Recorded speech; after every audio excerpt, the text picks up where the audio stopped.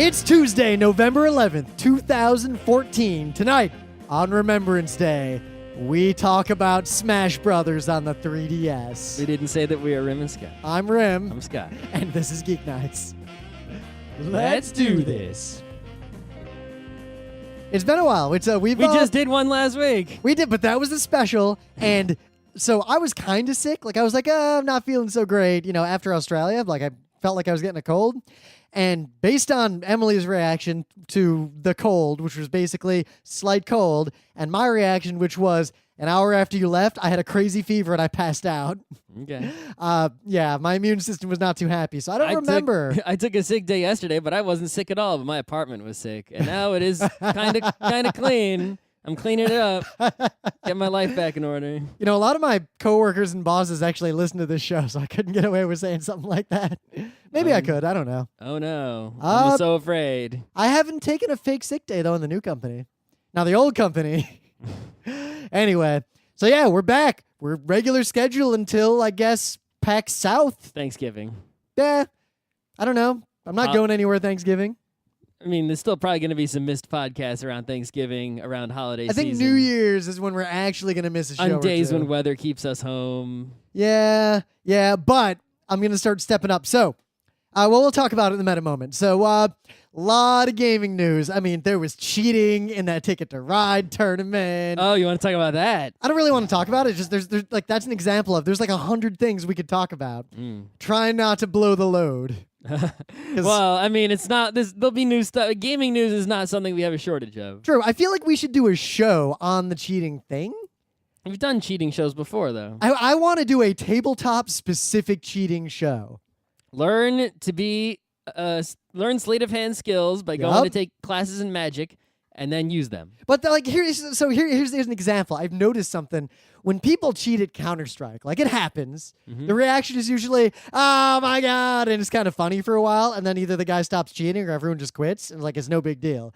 Only a few people will really flip out. Well, people will flip out if it was Counter-Strike Championship. Well, if it's Counter-Strike Championship, no one flips out. This was the final game of and you know what the answer is? Ticket to Ride World Championships. Yeah, but the reaction to that would be, wow, you just forfeited. Awesome. But Not if he gets caught way after the game's over. But the difference is that the game enforces the rules. So to cheat at Counter-Strike in a tournament, you either need to have someone physically ghosting the other team and talking to you with a secret spy shit, or and usually you're playing in soundproof things with the headphones and or you need to hack the computer. That's usually at the competitive things that you're using computers provided by them and not provided by you. That's my point. That's if you cheat in a competitive Counter-Strike national thing, that is some James Bond that's first degree murder effectively. It's they'll let you bring your mouse and keyboard usually, which would be really hard to cheat. I had hacked firmware on the mouse that as soon as I plugged it in. They don't really care about that. No, so the hacked firmware on the mouse actually hacks the computer and installs my aimbot. They would notice. Maybe. But I'm saying that's first you don't have degree. root privilege on the computer, so it would, cheating at a tabletop game is so different because there's nothing to enforce the rules. Literally, German board games, if you want to cheat, no one would ever catch you except maybe in a tournament when people are who aren't in the game are really watching you. But and also I've noticed a lot of people playing tabletop games. If they're not good at games, they fuck up rules and don't notice and effectively cheated, but don't realize it.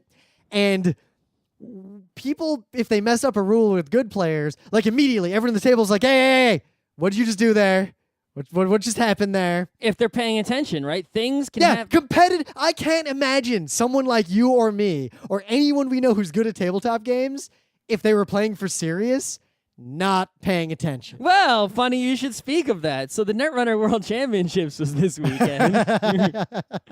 Congratulations to Dan, who is also the Philadelphia regional champion. What? Wait, Philly? Yeah. So he was the Philadelphia regional champion, which I went to. Philly's I'm going to say something that I might regret. He is now the world champion. Philly actually does count as a city. What? Who said anything about that? Philly's a city. Get some respect. I was just using the geography to identify the person. Philly sucks ass. Fuck you, Philly. I mean, Dan's an okay person, I guess, for someone from Philly. I guess in the list of places that you could live in as a city, Philly is actually higher up on the list than Boston. But in anyway, recent analysis. there was an incident during the tournament, which is relevant. So there's an agenda. I don't know. I guess you had to understand Netrunner rules a bit for me to explain this. But basically, a player... Geeknights is pro mode, so... Sure, okay, fine. So he had an NAPD contract on the table, which is a 4 advance for 2-point card. All right. And he's at 5 points, so if he scores it, he wins. He could score it in 1 turn by advancing it 3 times with his 3 actions and 3 credits, and then using his Astro Script token, which costs no actions, to advance it a 4th time and score it. So he's got that hanging out, just ready to go. However, there is text on NAPD contract that says if you have bad publicity, the advancement requirement goes up by 1. Oh, and he had bad publicity. He had bad publicity, so the advancement requirement was actually 5. This piece of text on the card is mostly forgotten by pretty much everybody. Nobody knows. A lot of people don't even know it. And when you tell it to them, they're like, what? Huh. You know, it's interesting. Because it basically never comes up. Most of what the thing is, this text on the card, and there's 2 sentences, and the first sentence says if the runner wants to steal the NAPD contract, they have to pay 4 credits. That happens all the goddamn time, and that's like the primary feature of the card. So the fact that there's a secondary feature that almost never comes up, people don't even bother to read the card, and people don't know about that second ability or penalty on the thing. So there was an incident where we're watching on the stream. No one can hear what the players are saying. You know, the people sitting next to the players are paying attention to their own games. It wasn't a judged game in the super finals that was being watched very closely, right? So, the guy, we're not sure exactly what happened. There's some people say, oh yeah, he was showing that he couldn't advance it 4 times and win, and he could have won anyway he had the 3 scourges in hand, and the other guy was tagged, so he had 2 win conditions in the same turn. He was just showing them. Yeah. So I mean, the guy basically won the game legitimately. It didn't really matter, right? So it's not a big deal like the Ticket to Ride, where he was cheating, or at least accidentally cheating. Yep. But the situation there where pro players at the top of the game, top 16 players in the world. Something can slip by you that, if he would have done it, they might not have fucking noticed. All right, so Ticket to Ride. It's really hard to pay attention to everything that's going on when you've been playing a game all for 2 days straight. Ticket to Ride has very little going on. That's true. It's much harder in Ticket to Ride than in a more complicated game to get fucked up. And also... And to not notice, to let your opponent take 2 turns in a row. The etiquette I've always seen in all my life playing real tabletop games, the for serious tabletop games, has been that among good people who are in that community, a lot of times you'll think you messed up a rule and you're not 100% sure, but the game's still kind of hidden information kind of game. And it seems like the unspoken policy is if you think you forgot to do something or you messed something up, you just correct it in the way that harms you the most. Yeah. Well, I mean, in a tournament like that, you just call a judge over, right? It's like you're expected to police the game yourself, but if something happens that's fucked up, you just call the judge and you say, "Judge, this is the fucked up thing that happened," and they tell you the remedy. And so, did you see that video someone posted in the forum of how to cheat at Magic with the deck shuffling? And apparently, it's super common. But I saw you shuffle your opponent's deck. Right. And once it's shuffled, you're not allowed to touch it until gameplay. You can't alter it in any way. Obviously. So you can't cut it after they shuffle it. Sure. Anyone who's played card games could basically deal out all lands or all spells to you and force you to mulligan. Mm-hmm. And apparently this is the thing that's been happening. So I mean, if there's money at stake, people are going to practice those skills, right? In other games like Netrunner, Ticket to Ride, there's no money on the line. So there's no reason. It's not worth it to practice sleight of hand to try to win a playmat and a statue. But I guess the real I don't even think about the idea of anyone cheating at any game I ever play, even tournaments, really. Nope. What I do is, one, I only play with people who, if they cheated, that's friend-level betrayal. Yep. And 2, I'm more worried about them fucking up the rules because I just taught them the game. Yeah. Anyway, so... I guess there's a whole bunch of news crammed in that cheating article. There was also a Hearthstone World Championship, which didn't have cheating at all. But you should, even if you don't care about Hearthstone, just go on, because BlizzCon happened. There's a ton of stuff there. But just go and look at the set and stage they had for the Hearthstone. It was like this huge booth with oh a my hearth gosh. with a fire in it and shit. So it was and like a tavern off to the side. Yeah, you Like- know what? This is something. So remember way back in 2002 how ostentatious Otakons felt like expo halls and things? Yeah. I'm really glad that we've kind of doubled down on the gaming cons because production values be off the charts, yo. Yeah. For reals. So my news is a That short... wasn't your news? No. That took like how long? You're just talking about games. It took forever. So my news is a succinct review of PAX Australia 2014. All Don't right. want to do a whole show on it because if we review every convention we go to, you guys would this would be Geeknights the convention. This is the years. first PAX I haven't been to since 07. Yeah, and meanwhile, some PA/read people, like some high up enforcers and people who have been to more PAXs than us, I've gained on a couple of them by one. Not everyone can go to Australia every year. I'm pretty much convinced I'm going next year now too. How is that going to happen? So here's my succinct review of PAX Australia. 1, no longer in a big top, in a real convention center. that takes away some of the charm, doesn't it? So it makes it different. I mean, That first PAX Australia. minus charm plus every other area. You know what it's like? It's like when PAX Prime moved to the real convention center in Seattle. We never were at it Or before when the real convention PAX center. yeah, but I'm saying like the difference in feeling that people talk about. Or when MagFest moved from hotels to convention center. Uh-huh. Like like the feel changed a lot. So I'm very glad I went to that first PAX Australia because that was most memorable. But I'm glad it'll never be there again. Uh-huh. So the new convention center is nearly like it's approaching as big as the Boston Convention Center Whoa, that is PAX that- East is at. I mean, we were outside of it when we were there last Yeah, year. you know what? We fucked up. We looked at it and we assumed it was X size. There is actually, we were not looking at the Melbourne Convention Center. That is the Melbourne Exposition Center. Way the fuck behind it, like connected far off where we never walked, is the Melbourne Convention Center. PAX used both. Oh. Yeah. So when we talked about how big that place was and looked it up, we were looking at half the space that it had available. There we go. We were looking at basically just the expo hall and queue room. So they put the expo hall in that building Expo we hall, saw. queue room, like panel room, like and one everything panel else room. was in another building I don't know. The far end of the building. We didn't see that building's also way bigger than we thought. I'm was sure it has tabletop. underground parts as well. There was a lot. So there's the back end stuff. Like there were offices for like enforcers who had like important jobs to do, and like enforcing at that con was a step above and beyond any other enforcing in terms of like the facilities to which you had access to make your job easier. Mm-hmm. There were like observation decks. You could look down on the floor through windows and like check on stuff. It was crazy. Who architected this, and when can we hire them to build a New York convention center? Yeah, but it had the feels of the Hartford Convention Center that Kineticons at. Oh, okay. Like that kind of feeling and vibe. Mm. All the PAX stuff was there. This PAX was a proper PAX, like for real now. And if I had to rank, The other one wasn't proper. it was weird. It was off kilter a little bit. If I had to rank PAXs in You terms said it was of, a real PAX last time when we did a show on it. it had the yeah. You know what? Now it's a real PAX. Now, so if I had to rank the PAXs in terms of PAXness, PAX Prime number 1, Duh. PAX Australia number 2, PAX East number 3. Like for Mm. real. PAX East feels way different than both Prime and Ost. There's a big jump in the Well, field. let's see what PAX South is up to. I'm really curious about PAX South.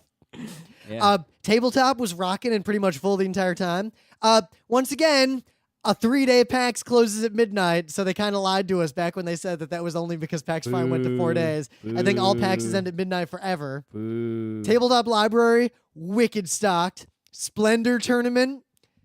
Did you win? I didn't get to enter it because it conflicted with the panel I was on. Uh-huh. I was on 3 panels, not 2. Uh-huh. You know what else conflicted? And I'm really, really sad about this. A Doom tournament. You weren't in the Doom No. tournament? And I got over there to watch the Doom tournament after my panel. And you feel like you could have won? I feel like I could have won, like, No one else was doing I could wall have won running? with my left fucking hand. No one else was wall running and shit? It was Z Doom, which is fine. Fine. Nothing Yeah. wrong with Z-Doom. But yeah, no one knew how to wall run. Well, I don't then. think wall running is a known skill among the youth. There you go. Yeah. So I'm really a little salty about not being able to be in that tournament. How many people were in the Doom tournament? Oh, it was full. People were really excited about it. I remember at the first PAX Australia, you tried to go to the Counter-Strike tournament. Oh, my God. You couldn't. So I'm going to tell you about the one bad thing that happened at PAX Australia. It was a bad thing. I entered the gun game. Well, I guess that they call it. Oh, Counter-Strike gun game. Yes, I entered that tournament. Oh, you actually got in. Yeah. So 96 players. All right. And they line us all up and they sit us down. And so I sit down next to Bane and we're hanging out and we give each other GLHF. Mm-hmm. And then we're ready to play. And then no enforcer ever comes over. So eventually a guy comes over and says, all right, all of you here join server 2. So we all join. And then the guy to my left of me is like, the server's full. So we're like, sorry, dude. So we're trying, he's trying to flag down an enforcer. So we all just start playing gun game. Next thing we know, an hour's gone by. We've played 11 matches. Who won them? We kept track because we didn't know. Mm-hmm. So eventually, an enforcer comes over and we're like, so what's the format of the tournament? What's going on? And he's like, let me get. And basically, the tournament just kind of failed and petered out. Who is in charge of the tournament? I don't know, but I reported that the tournament failed. So basically, that's Enforcer's job. Enforcer fucked up. The line to play in PC free play was crazy long Because all these people were sitting there playing gun game for an hour, not no, getting up. PC tourney is a separate area. Oh, okay. So because that line was so long, they didn't give you super much time to play in there. So I just stayed in the tournament area playing Counter-Strike for a long time. That's a good move. And you know what? Most of us did that. And you know what? It was still super fun. Yeah, why not? So I'm not mad about it, but sorry, dudes. You guys kind of fucked up that tournament, for reals. Learn to run tournaments. There was a Galaga tournament. Who won that? I don't know. I didn't. Me and Alan were hanging out watching it for a while, but we didn't. The second guy goes up and gets over 300,000. Nice. So it's way better than I love fucking Galaga. I am not anywhere good. So I hope they couldn't overhear me because everyone came up. I'd watch them play for 2 seconds and guess their final score. I was in terms of order of magnitude. I was like, that guy's not breaking 10K. And sure enough, one guy. He was doing pretty well. He got to 90K, 100K, and then he got a death. Did anyone do the secret? Which secret? Where you sort of you dodge all the guys in the first level, and then you kill that one guy at the right moment. No one did anything like that. So, but everyone was doing the double ship, and anyone who didn't do the double ship at the first opportunity, it was like, okay, guys. Or anyone who didn't have an extra life at the first opportunity, yeah, you're done. One guy was doing pretty well. And then at one point, he got an extra life, and then he did a derp die. He just died derpily. But he was still doing okay. But he had no lives left. And then an opportunity came, and he did it. So, game over. Because he didn't have any extra lives. Oh, he double shipped? He double tried to shipped. double ship, but it was his last so ship? As soon as it starts happening, he suddenly goes, oh no. And he just drops the controller and walks away. It was beautiful. Oh, controller? This is not arcade Galaga? No, this was Atari something. A weird Atari controller. It was awesome. All right. What else is interesting about this PAX? The panels went off without a hitch. People were bothering me the entire convention about them. That's typical. Yep. People really like the losing panel that you never wanted to do. Again, well, I feel they're in Australia. They lose a lot. I mean, it started out as a culture of losing, right? At least to the police. So they need the help in that area. But yeah, this PAX was crazy awesome. If I had to rank gaming cons, period, all gaming cons that I would ever go to, the order is now PAX Prime, MagFest, PAX Aus, PAX East. Gaming for Hope if it still exists. Because that's actually a super fun con if it still exists. So yeah, that's it. All right, so let's talk about, I guess we talked about the World Championships of things. So now let's just talk about the, what's it called? The Blizzard TF2 thingy. What's the name of this thing that they're coming out with? Overwatch? Yeah. Right. So Blizzard is making, we already knew that they're making a competing game to compete against the MOBAs that's going to be all streamlined and whatnot. It seems like they're going to compete with TF2 with this Overwatch in the sort of, speaking of which, low barrier to entry team FPS department. I sold all the old items that I just had from like long ago on TF2, and I got like $10 each for everything. Oh wow, I've never sold anything for I that made much. a ton of fucking money on Steam. Did you play? I think it's because you might have actually played Team Fortress 2 in the hat era, which I played it in the beginning, and I got a bunch of items like right then, and then I never played it. Yeah, again. see, I played it in the beginning before there were items, so I only had the items I had didn't go for that much when I sold them a long time ago. What? Okay, so I just Googled for Overwatch just because I wanted to like have the thing up, like have some info. You know, that's how we sound smart on Geeknights. We're looking at our computers the whole time. Yep.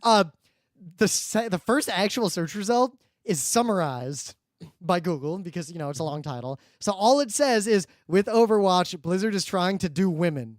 Kotaku. So anyway. Yeah, people are, you know, even not knowing anything about the game, people are praising Blizzard because they've posted basically pictures of all the different classes that you could be. And there are many women's and peoples of color in all shapes and sizes, as I guess you should. But, you know, on the one hand, it's like, okay, yeah, you should do that. That's a great thing. But it also hints tiny bit of, we did it so that we would get praised for it, right? You know what?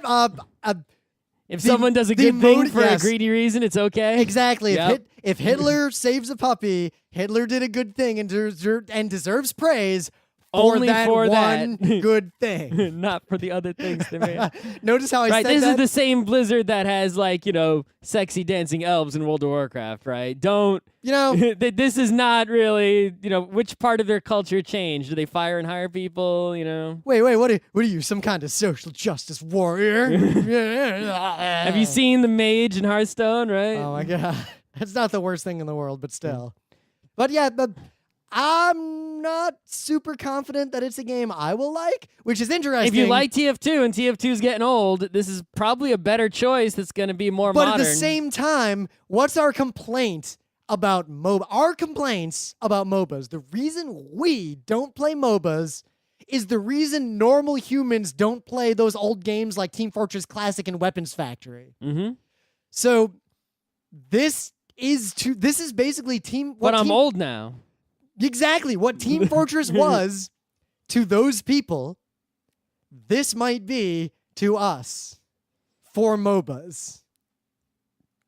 Maybe we'll play them. But Team Fortress 2 already exists. But that's an FPS. This is also an FPS. Yeah, but we'll see how the gameplay actually works out. Yeah, I think the big difference here is the Overwatch game is supposedly not going to be like capture the flag as much as it is more like, you know, an FPS MOBA, a lot like there are some other FPS MOBAs out there. Yeah. We keep saying FPS. Smite? I think we should just say FP. Whatever. Or first person. But it's going to be like Team Fortress 2 level of barrier to entry and whatnot. I don't know. Yeah. Interesting. Of course, at the same time, I just click on this article here, and all I see is this naked elf butt with like a lot of rim light on it. Well, there you go. So I guess it's not an elf. It's a human with blue skin because there's no pointy ear there. That butt's kind of disturbing because you can see way into it. All right, compared to the major's butt on a scale of 1 to major. Dude, this is like 0.6 major butts. Like, this is a for real butt. Is it a cyborg butt? I don't know. Or is it a flesh butt? I don't know what kind of butt it is. I thought you were a butt expert. I'm not much of Oh, an that's expert. right. You're just a poop expert. I Poops and clocks. Yeah, you know what we were talking about the other day? Poop report. That's your thing. I feel like I should start reading that again. All right. So, also super brief news. Five Nights at Freddy's was popular and successful. There's already a sequel. That was fast. Five Nights at Freddy's 2. That was fast. Little salty about Didn't that. you die in the first one? How's there a second one already? Different person. Okay. I guess it follows the continuity. You know, if you'd listened to my lecture on losing, you'd understand the narrative of failure versus the narrative of success. This is the narrative of success. The guy survived Five Nights at Freddy's, got fired, and I guess they reopened Five Nights at Freddy's with new safety measures. They give you a Freddy mask you can wear, so the things won't kill you anymore. Oh. I'm assuming that just doesn't fucking work, so we'll see. Just put it on and leave it on. There are already like 100 live streams of this game, so you can see where gaming culture is going.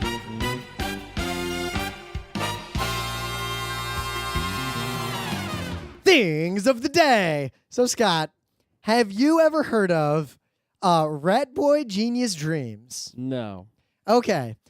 Rat Boy Genius Dreams is one of those things that shows that we're old, and it's one of those things that's very popular among the like Minecraft kids set. All right, then we'll it's be popular among the Rim set as well. No, not by default, no, because I don't like those things. But you like all sorts of weird. I do like weird fucked up shit, so this like is where that. these things intersect. While that is where this thing is from, what it is so internet that you just have to watch it. This is the official version of Potato Knishes. And I defy you to not Potato knishes are pretty delicious. That kind of rhymed. That's the point. I defy you to not get this song stuck in your head. All right. So yeah, that's my thing of the day. If it gets stuck in my head, I can just like deploy 10 K-pop songs at you. Yeah. I was watching some old PMVs the other day, and that fixed me from this song. There you go. Yeah. All right, so usually when you see a dash cam video, right, the person with the cam is in the right. Yep. And they catch something on their cam that is not in the right. For Yes. example, the typical Russian scenario of slamming on the brakes so that someone will hit you from behind, you get the insurance, whatever. So this guy with the cam is actually tailgating. He is not driving well. I mean, I guess he's not driving super dangerously, but he's definitely tailgating the guy in front of him, which is not cool. He tailgated the wrong motherfucker, and his cam captured all, and I'm surprised he uploaded it. I don't think we should even spoil it. Just watch this, and if you're in China, just don't tailgate anybody. Yeah. No matter where you live, if you're driving, don't tailgate anyone. All I want to say But is you might, just if you are tailgating someone, just pretend that it's this dude, and you will stop. this looks like a scene from a movie trailer. Like The guy who the guy could be, I would hire him to be in a movie. Oh my and God. also, I want the driving gloves that he has. because that is the kind of thing that happens in the kinds of Asian cinema that we like, and actually haven't been watching a lot of movies in that genre lately. There's also a small possibility this could have been staged just for awesomeness. Yeah, But could have been. I don't care if it was. I don't care either. I'm betting it wasn't, though. In the meta moment, the book club book is finally going to be announced, and it is the classic, the famous Watership Down. Great. Yeah, Scott's super enthusiastic I'm about so rabbits. enthusiastic. So this book is one of the first books to ever do the thing that it did the way that it did it. It's arguably one of the earlier inspirations for things that later became like Mouse Guard, for example. Like that genre. Don't you is mean Redwall? Yeah, Redwall's actually quite different. Oh, really? Yes. In what way? We'll do our book club Rats show of about Nim? it. Right, it's closer to There- Rats of Nim. Animal Farm. There are plenty of Nah. animal You'll see. novel You'll see. fictions. You'll see when we read the book. There are plenty of fictions involving talking animals. Charlotte's Web, Talking animals is not the sole thing that makes this that possible progenitor. but it's the primary one. Actually, I don't think so. You don't think so? No, I don't think so. Also, a lot of the art people I know really like this book, and a lot of the people I know who like things like Mouse Guard Right. like this book, Oh. and a lot of people reference this book often, and you probably don't realize it. That's probably true, yeah. Yeah. So I'm going to just have to work really hard to get through this book and also find a book that I will enjoy very much that Rim will feel similarly Scott, about. don't go down that fucking road. So Scott, I'm turning around. I'm not actually doing it because this is not video. Turning around. I'm with- making the face that the guy in Scott's thing of the day made. Okay. Don't start this because this road, the road you're on, leads to a it certain leads to dumbass. Alexander a Dumas. certain dumbass. It leads to Dumas, and you know what? Which Dumas depends. Should I just at this point, if he sends one of yours to the hospital, you send 10 of him to the Three Musketeers. I'd rather read that than your Count of Monte Count Cristo, Yeah. which is possibly his best work. Listen, we don't got time for that. I do. No, we don't. Yeah, because you already spent that time. That time is spent. In another meta bit, we made a new kind of video. It's a kind of Geeknights programming we've never done before. So we did it. We uploaded a raw version of it on YouTube, partly to get comments.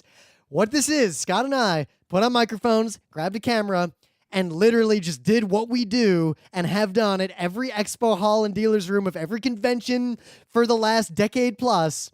but we recorded it. Yeah, I mean, people go to PAX and they go to the expo hall or whatever, and they spend way too much fucking time in there, like waiting in lines and doing other stupid shit, right? How long is this video? This video is only 37 minutes long. All right, so it's, Now, it's edited down, right? This does not. Here's what is not included in this video. Every time we were just fighting through a crowd. Every time we had a conversation with a friend that we bumped into. Yep. Every time, like, I went to the bathroom or something.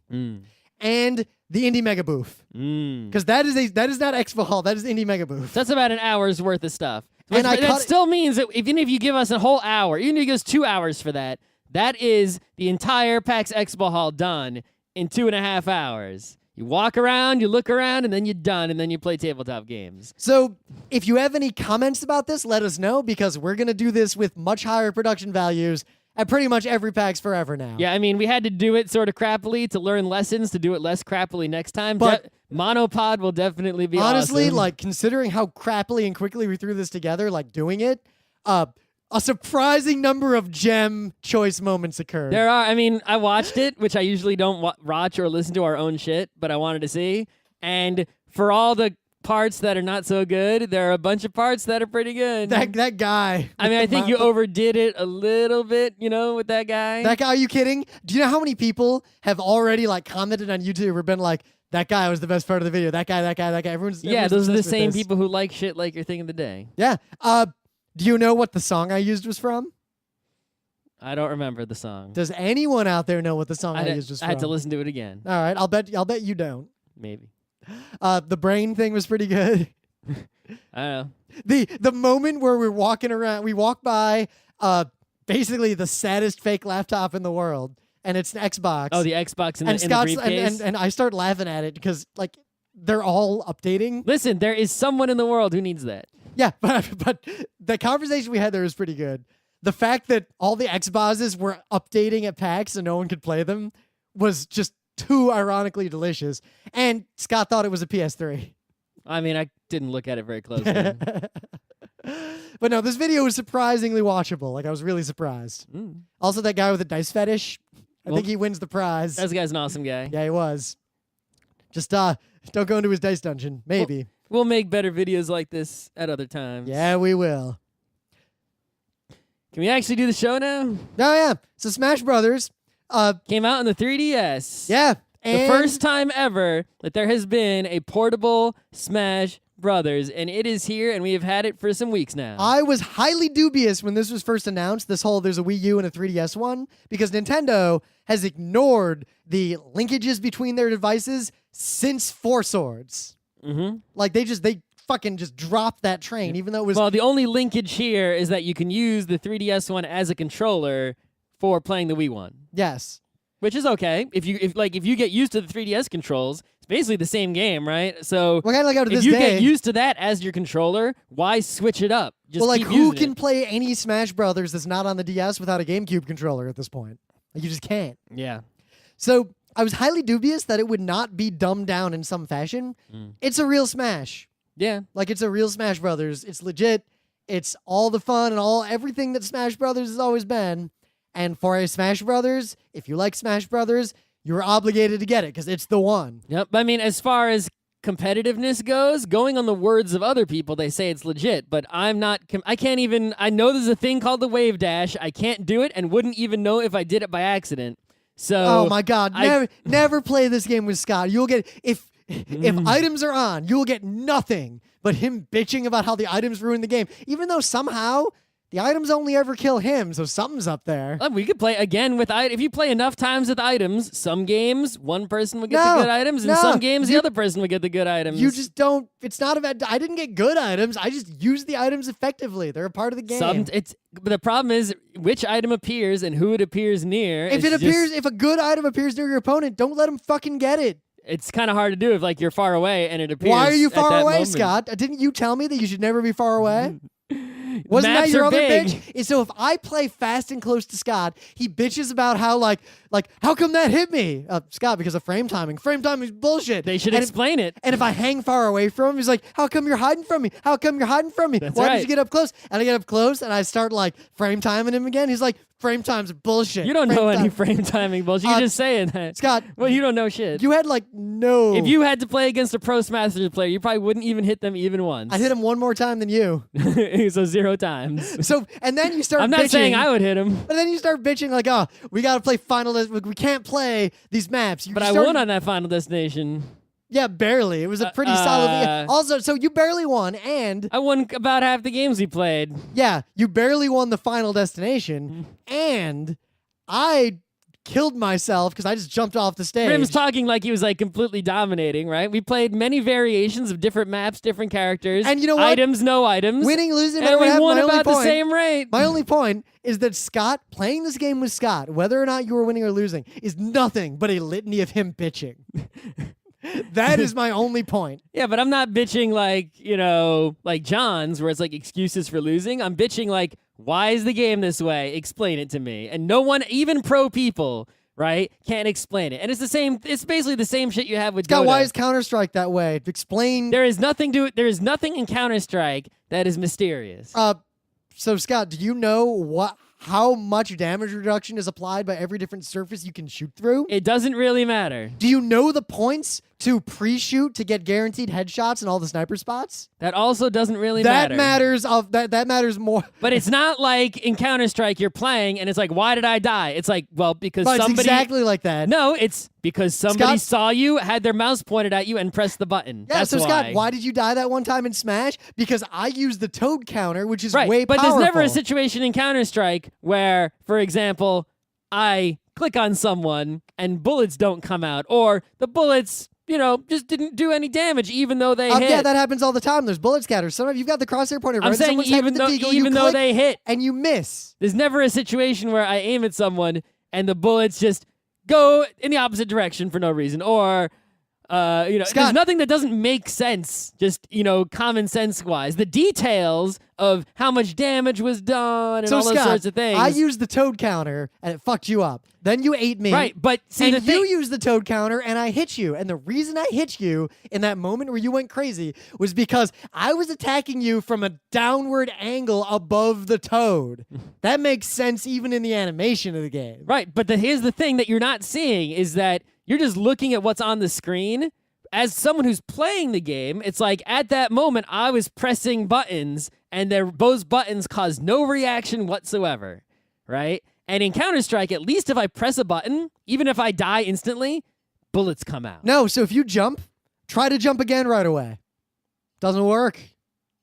Yeah, it does. You can jump twice. You don't play much Counter-Strike, do you? You slow down when you jump. Your guy gets all fucked up when you jump. Oh, you're talking about Counter-Strike. I thought it was Smash Brothers. No, but Smash Brothers. So Right, but it's like if I'm playing a game yeah, and I press a button and then the expected reaction of pressing that button does not occur. But that Scott, is where the root of frustration, and it it's a happens so fast. That's a there really is no slow move. There is no So explanation for you it. hit the button to start a slow move. I'm a while slow and old person. While my foot was my peach foot was already about to hit you in the face. That was the problem. You hit the button way too late. But that's the problem, is if it's already past the point of no return, I should have been hit already. As opposed to, it looks like I'm about to get Scott, hit. if there are that's- still frames of animation happening. If I'm not actually hit yet, then it feels like but I Scott, should be able to press a button to do something. Because you could have hit a different button to do a faster Which- attack. which use a button? jab. Use a jab instead of a heavy attack in Street Fighter. But in Smash Brothers, you telling me that if someone's hitting you, you can press... There's only one button so to Scott- press in Smash Brothers, which is A. So Scott, if you just if hit you A, push A and I push A, who wins? Scott, If we push A at the exact same time and we're both next to each other. exact same time. We're both exactly next to each other. We're in range of A, and we both just press A. We use a robot that presses both A buttons simultaneously. All right. Well, it depends Who on the wins? characters. So give me a whole list of all the possible combinations. Go look that up. I'm sure someone's written a guide. This is the kind of bullshit. And but the thing is, if you haven't Scott, memorized what that, happens if two hockey players hit the puck and as robots in the exact same time, the exact same way. Tell me right now, every combination of things that can happen. Their two sticks will hit the puck, and the puck will be stuck between the sticks. With my timing. If I hit the puck at all these different angles, tell me now exactly how that's all going to play out. This is the thing, is that there's so many possible combinations and timings of every possible move in every possible position. That Scott is too old to play fighting games. Obviously. But as you are playing it, if you are not an expert, if you are not a pro player, it can be frustrating because the expected result, right, of just natural common sense, how you feel it should be, does not match the reality maybe in I've any been way. Playing more than you because what happens matches what I expect. Like, if you're Kirby and you do your, like, rock coming down. Like, if I turn into a rock and I'm staying in rock form, I expect to be pretty much invincible unless you use a grab to pick me up. Scott, I'm piloting a robot with a propeller, probably made out of, like, titanium and diamond or some shit. Rocks can be easily broken. What kind of rock is it, Scott? What kind of rock? How do you know it's not talc? It's made of Kirby. It's pretty much the hardest rock ever. Kirby's not made out of rock. Kirby's a Kirby. He turns into rock. What kind of rock? Yeah, that's what I thought. That's what I thought. Pink bismuth? I don't fucking know.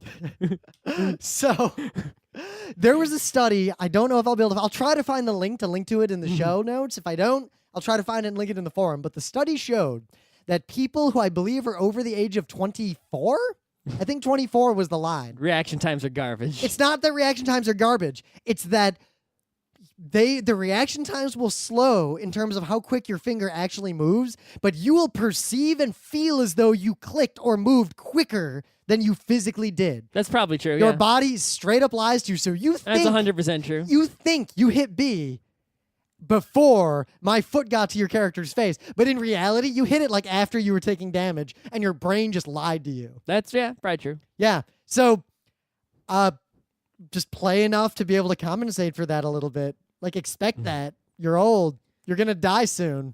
Well, I mean,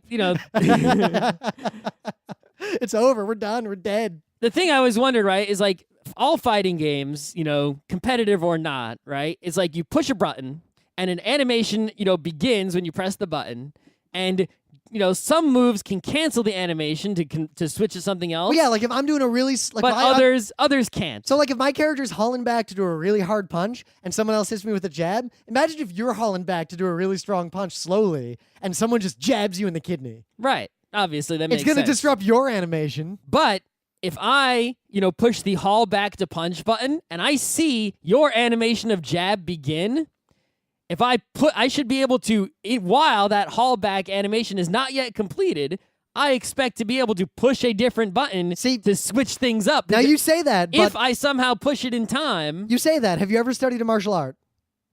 Not really. Not anything that would count. Okay, I was going to say not counting like Taekwondo in elementary school. Yeah. So let's say you're doing some sort of like uppercut punch, like for real, like you're doing like an uppercut. Mm-hmm. And then suddenly you see that your opponent has a jab coming in with one of their hands at your unguarded, soft and tender kidney. Mm-hmm. How quickly can you as a human redirect your body's momentum to react to that? Me as a human? I couldn't even do the uppercut to begin with. So yeah, you're playing a realistic fight. It's not me fight. as a human. This is Kirby, who's a pink ball of puff. You don't know what Kirby's musculature is like. Yeah. You know what his circulatory system's He's like. 100% muscle. In fact, that he doesn't even have skin. It's just exposed muscle. 100% muscles.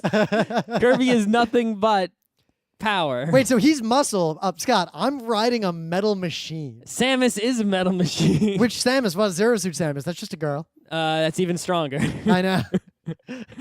Right? I mean, Link has a sword. If I sword you and you're punching, your hand should be chopped up. I mean, we're not going to take it that far, right? But, it's just... Well, it depends. A sword's heavier and way slower to swing. I'm just really curious, what if someone made a fighting game where literally, like, any press whatsoever would cancel anything, no matter what? So you could react... The game would be all jabs? No, you could just react to everything, right? And it would basically be like this really fast rock, paper, scissors until someone was too slow. Because you'd be like, you see a rock coming, the rock takes 3 frames. I'm reading a thing here about King of Fighters 13, and it's saying something about how like everything's fully cancelable. I'm reading Really? this. I've never played King of Fighters. I don't know either. King of Fighters is so outside of fighting games I care about. I know nothing. We're like talking about fighting games you know nothing about. So Here's my order of fighting games that I actually know enough about to be able to play. okay. The top of that list is still Soul Calibur. Soul Calibur 2, not any other Soul. Well, I'm really good at Soul Edge and Soul Yeah. Calibur 1. I Etc., I can play. Soul Calibur 2 is the jam. I can play newer Soul Caliburs. I'm just not as good. I mean, I couldn't do any pro stuff at Soul Calibur, but Soul Calibur is actually a great example of it's a game where things aren't cancelable, right? But it's kind of slower, so as an old person, it works better. But everything sort of makes sense. Yeah, tell me how anything Voldo does makes sense. But I mean, in terms of the animations you see on the screen, the buttons you press, the things that happen, it's like you can understand that you don't really get into situations, even when you lose horribly, like, oh, that was bull, I pressed the button, it didn't. It's like, no, because you saw you had this big heavy sword in the air, slowly moving down, and someone close kicks you normals. in the gut. Close normals are the fastest normal attack, faster than a crouching light attack, and they're fully cancelable. Okay. There's Sure. no list of. There's no one has rated fighting games based on percentage of moves that are cancelable. That's the thing. Someone get on that. Right. But I mean, the fundamental game would be like rock, paper, scissors. But it's not reveal simultaneously. It's you have 3 buttons, rock, paper, and scissors. You push one. It takes 3 seconds for that one to execute. So if you push rock, or not 3 seconds, but 3 milliseconds or 3/100ths of a second, whatever it is, 3/10 of a second, I guess is reasonable for a human. It takes 3/10 of a second for the rock to execute. If somewhere in those 3/10 of a second, the other guy presses the paper button, you're going to be in trouble. But why would you be, though? Because your rock would finish before his paper finished.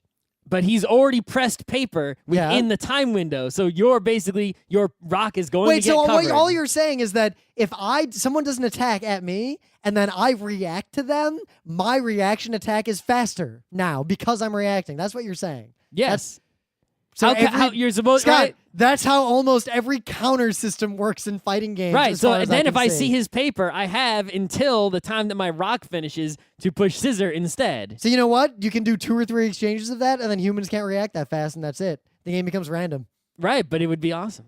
Why don't we make it and watch what happens? Basically, I think it would be really interesting if you started it really slowly. Yeah. Like the first thing you press takes 5 seconds to land, and then the guy has 5 seconds, and then the next one takes Wait a minute. All right, so you hit paper. Yep. If I do nothing, can you still change it? Yeah. If paper, If you change it- anything at all hits you, If you change it and I've still done nothing, mm-hmm. is the timer reset? Yes. Yes. All right. So I will never do anything until the last possible. You hit a button, no matter what you hit, I'll just wait. And if you get to like that last millisecond, then I'll counter you because you probably can't physically react that quick. I think maybe the way it might have to design it is where every move you do basically starts slow and accelerates. It's like, what? So it's like you have this, it's like every time someone presses a button. Start slow and accelerates is just an animation. I would ignore it and count beats instead.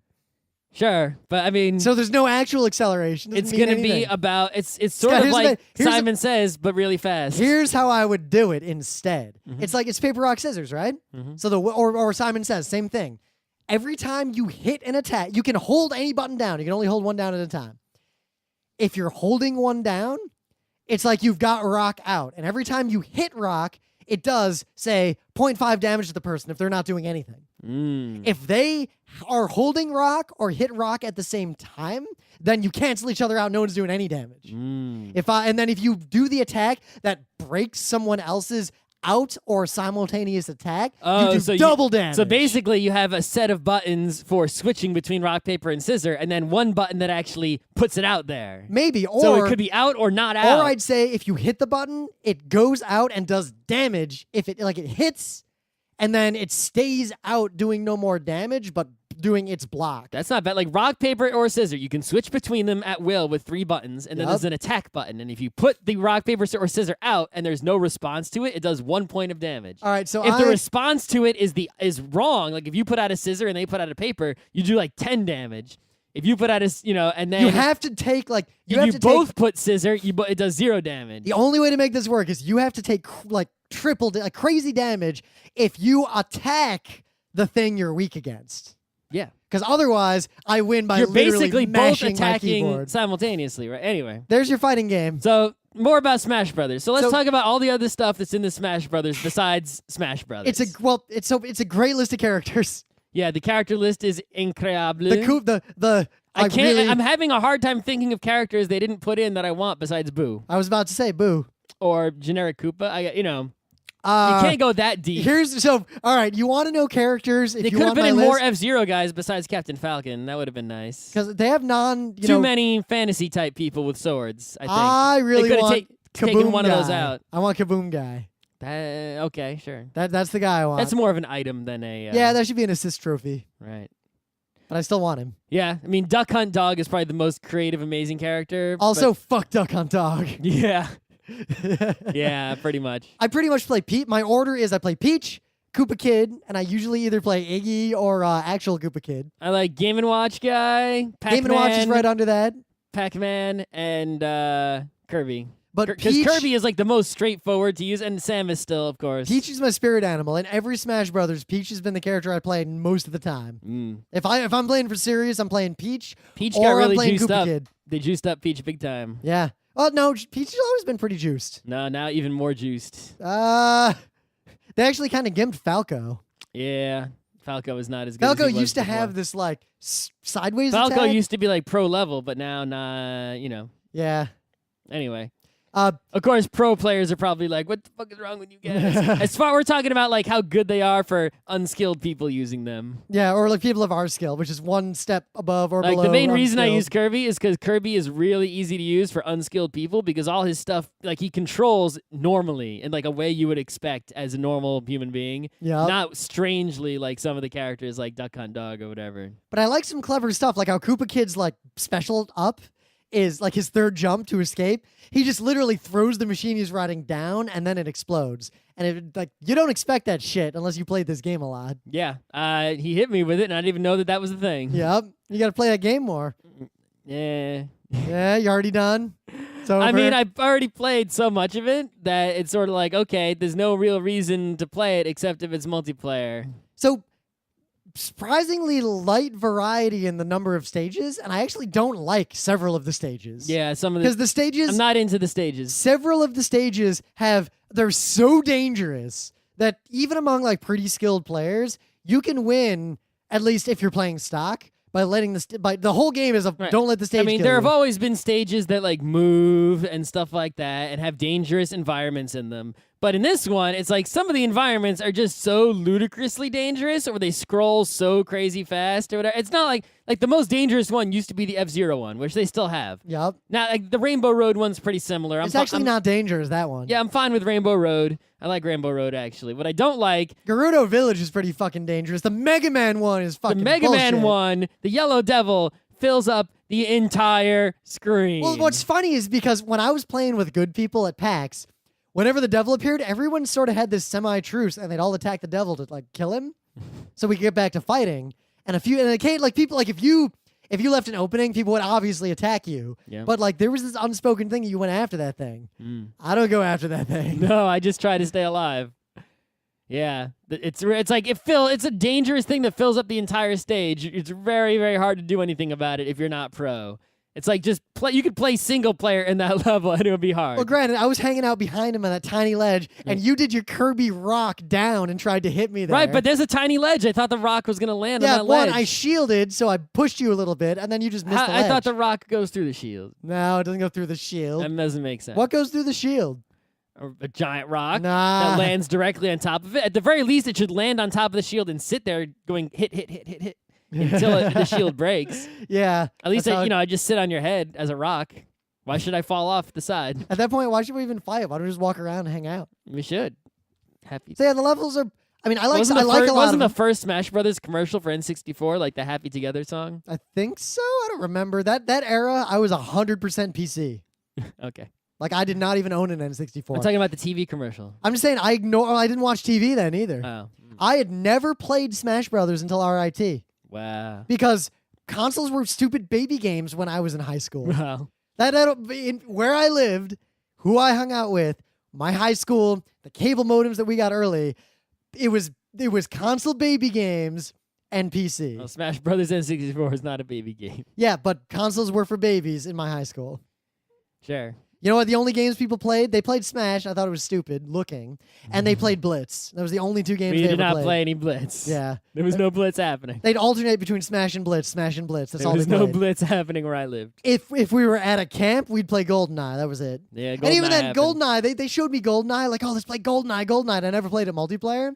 And they were like flipping their shit about how awesome it was. And all I played could think was, GoldenEye because they didn't have cable modems. I in know, our all I could neighborhood. think was like, really? This is like baby's first LAN. Yeah, What's wrong with you kids? People don't have cable modems. Yeah. They weren't privileged to live in such a neighborhood. Well, also, I'd local LANs and LAN parties and null modems. Yeah, not every. You know how many of my friends had a computer that wasn't just like their parents' computer and they could pick it up and bring it somewhere? But I convinced my parents. Zero. I was the only I was one like, who had a I separate. need to buy a thing called a null modem. I'm not even going to try to explain to you what it is, but I need one of them. I was the only person who had their own computer that they built themselves, and that wasn't until like senior year when I had money. Anyway, so the rest of the Smash Brothers stuff. So they got the All-Star mode and the Classic mode. You know what? In GameCube, I never played any of that bullshit ever. Never once played that game single player ever. Okay. In the next one that came out, also never. Okay. So never ever played. You didn't play it on your 3DS?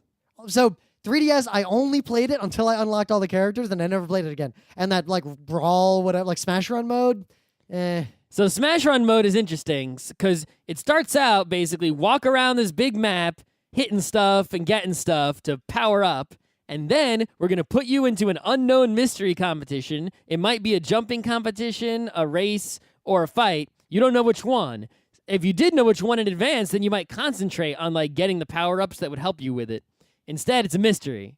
You can't, and the thing is, if you take out the powering up part at the beginning, which is sort of annoying and time-consuming, and sort of, really determines who's going to win the next one. I found that it usually does not determine. Really? So here's the thing. If you get a bunch of speed boosts and no one else does, and it's a race, you just win. Well, yes, that's the problem. And if they get a bunch here's of the real speed- problem. The race is a bullshit mode. I like it, but it's stupid. I think that if you had the race, but all you had chose was a character, and The characters everyone's- all run at the same speed. It's really stupid. I played one of those once. But Just where, it's about dodging obstacles. yeah, and you such, think that. So I played it once where by and chance, maneuvering and hitting three the of other people. Three of the players had basically the same speed. Everyone's running at the same speed, dodging all the obstacles basically perfectly. If you tried to attack anyone, you just fell behind. Then you could never catch up ever. That was it. That was it. It was stupid. It has the potential to be more like that game we played at PAX. Which was a good idea, poorly executed. Wasn't like I got all the fun I needed out of that game by playing it at PAX. Yeah. Because it just wasn't But actually it's like fun. there's something there. There that. is. No one's made that Right. game though. But anyway, so yeah, there's no reason to play Smash Run mode really. I'd like to play it with more humans. Yeah. Because also I wish that you were in the first part with the other characters and not by yourself. That would be a lot more fun. Because then I Because would then go you can go around trying to prevent people from getting power-ups. yeah, kill some people, knock them down a peg before the real thing. Right. Anyway. That would be way more fun. The classic mode, it's very strange. If I turn the difficulty up to the maximum, the highest possible level, Let me guess, you get all the way to the hands and then they kill you. I get all the way to the boss without dying. Even on the hardest level, which makes me think, for someone like me who sucks, what's up with the AI? Because that's always been Smash Brothers. Yeah, but then the boss is just ridiculously hard. It has all these phases, like tons and tons of phases, all the way up from like giant person, the two hands, everything. Yep. So if you play in the hardest difficulty, it starts at like the hardest phase, and then you have to beat it every single phase without dying. You only have 2 lives to beat all those phases. So when I get to I can only beat the boss starting at like phase 5.5 maybe and working my way down from there. It's really hard. It's like you basically have to beat it by dodging tons and tons of attacks that are ridiculously hard to dodge and then getting in like one pot shot when it's open and repeating that for a very, very long period of time. Oh, like almost every boss fight in every game ever. No, I mean, a lot of boss fights that are good boss fights, there'll be like times when you can get your hits in without getting hit too badly. And like Super Metroid would be the difficulty that I'd be looking for in a high quality boss fight. It's like, if you know what you're doing, it's like, it's reasonable to beat this boss. You're going to take some damage, if you mess up a little bit. You could die pretty easily. The boss fight in this might be one of the hardest. If you count the level 10 boss, this might be one of the hardest boss fights ever. I mean, not hardest video games ever. It's not like it'd probably be easier to beat that than to beat all of Silver Surfer, but maybe one of the hardest boss fights ever in any video game. Is, all those modes, I remember watching like people hanging out in our apartment at RIT, like playing the single player Smash Brothers while we were hanging out, like on the GameCube. Mm-hmm. That shit was boring, not fun, never was. The single player in this game exists, and that's all that needs to be said about it.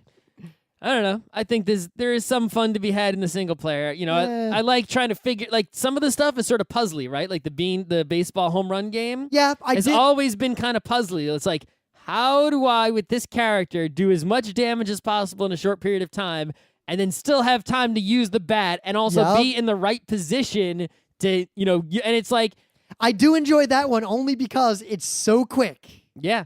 And it resets really quickly, too. Yeah, but a lot of the other modes are not quick. No. But it's like there's a lot of, you know, the different games like that, you know, the mini games, there's something to them that well, those are how to get good at the game in one sense, in that, like, you need to be able to master, like, how to do the combos and max out the damage on that sandbag. Yep.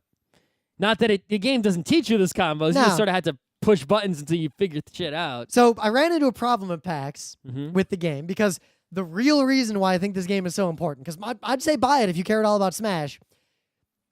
Unless you're in college or in a place where you will have people physically over with a console, you're not going to get that old Smash Brothers feeling that often. Unless you go to a convention or something. You can just start a game of this anywhere with anyone who has a 3DS. Played a lot of just 4-player Smash and 2-player Smash just walking around PAX. It was totally awesome. However, the Omegathon finale, couldn't play it because everyone was trying to play it, and the Wi-Fi just failed and no one could play it. That's always been true even since the first DS. And well, GBA solved that with the physical cable option. But no one hardly ever used that. Only we us. did for Advance Wars once or twice. And then some jack-off, because they had their worm light plugged into that thing, would like bump the worm light and then everything would crash. A whole 4-player game would be ruined by moving one cable. You think they could hot swap the fucking cable? Seriously? Yeah. I'm not saying we go back to those days. No, but I mean, why can't they solve this fucking Wi-Fi problem? Well, I mean, at the Scott, do you want to know why? It's like signaling technology. Just like there's not a lot you can do. But like you're Nintendo, you have enough money to manufacture all these 3DSs, right? So set up a lab and put in like 100 radios all in the same room, and then force the radios to form, 100, 24-player games, and keep working on it until all of them work, and then. You're amazing. So one, probably not possible with Wi-Fi. Well, I mean, work on some kind of wireless technology that makes it work. Yeah, a lot of those frequencies aren't available worldwide. Listen, there's got to be a solution. I've done a lot of research on this stuff recently because I was thinking about buying that wireless kit. There's reasons. I'm not saying it's easy, but you can do it. Also, there was crazy powerful working Wi-Fi at all of PAX Aus. That's amazing. Yeah. Oh my God. Like My T-Mobile like free global data roaming is working great, but I didn't get great cell signal. Couldn't everyone use their DSs to connect to that Wi-Fi and then sort of play on because that LAN? You couldn't click on the I accept the terms of this bullshit in the browser on the 3DS. So you couldn't actually get internet on it. Yeah. That sucks. Yeah. So, and also if everyone tried to do that, I don't know how much bandwidth it actually had, but... I mean, you could be... Oh, I hope that has LAN mode, right? I never tried that. Is that even a thing? No. Oh. So why don't they do that? Why would they? Who would use that but you and me? Because you could have your DS connected to the internet at the same time, but if anyone else is on the same Wi-Fi network as you could play over that really quickly. No one wants that except us. A lot of people, I think, want that. No one will buy the game who did not already buy the game because of that. Obviously. So that Wi-Fi was also a factor, I think. So the only time it failed was the Omegathon finale while we were waiting. And the main events hall is gigantic, so... Yep. But yeah, before the panel, I connected my laptop to the Wi-Fi, edited some slides, put a bunch of big images in, re-downloaded the like 30 megabytes of slides, and then did the panel. Like, I could not have done that at another convention. Why didn't you have the slides? No, because I thought of something and I really wanted to make a change to add a topic. After I learned that no one in Australia apparently had ever heard of or played Five Nights at Freddy's, and it was highly relevant to what I was talking about. How did they not hear of this game that was all over the internet? Yeah, no one in the room had heard of the game or played it except like one dude who I'd talked to earlier about it. Wow. So yeah, I've gotten a lot of emails from people who were like, "Oh my god, that game." Why are people like in Australia not on the internet? Actually, you'll be happy. A lot of people came up to me and thanked you and me for learning about Burning Wheel. Oh, And shocking. A listener sent me a long and very good question about Burning Wheel that I'm going to answer on the next Tuesday Geek Nights. What question could they possibly ask? The gist of it is basically in our panels and talks, and every time we try to sell people on Burning Wheel, the examples we use are pretty much always examples either from the book, from Canned Adventures, or like it's always the same examples. So his question was basically he's worried that we never use like our own personal anecdotes and examples. Does the game actually play the way we talk about it? If you play in a one-shot scenario. No, but I'm saying like the question's a little more nuanced than that, but that's the gist of it. And it's a really good question that I'll answer next time because I actually want to give a really long answer. All right, whatever. You made this episode really long. You couldn't fit that in somewhere. Nah, because Smash. And we're back. I'm full of energy. Mm-hmm. I'm hungry too. So, it's Smash Brothers. How much can you really say about yeah, it's it? Smash. If you like Smash Brothers, buy this one and you'll play it a lot. If If you've never played a Smash Brothers, you should go back and play the old Smash Brothers nah, first. I would start with the GameCube one. That's what I'm saying. Yeah, well, okay, because I thought you were getting N64. No, playing the N64 one is like telling someone who's never played a platform game before to play Mario Brothers and not play Super Mario Brothers. You should play Super Mario Brothers if you've never played a platformer before. Exactly. You should play GameCube Smash Brothers if you never played a Smash Brothers before.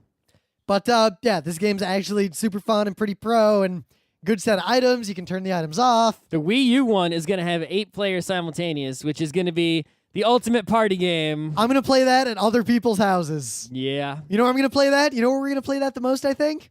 Philly. Maybe. Do they have Wii U there? I'm sure they will. Someone will bring one over. I think they will. And also, you know where else we're probably going to play it? Wildwood. Maybe.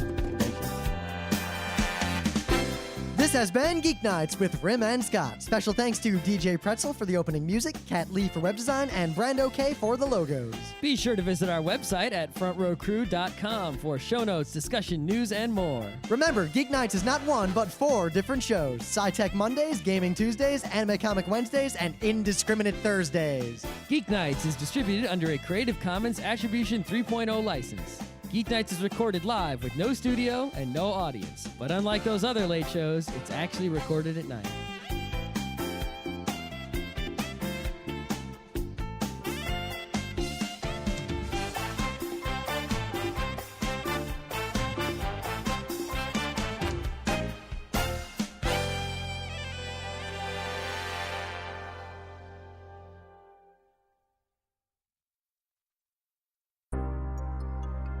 Potato garnishes.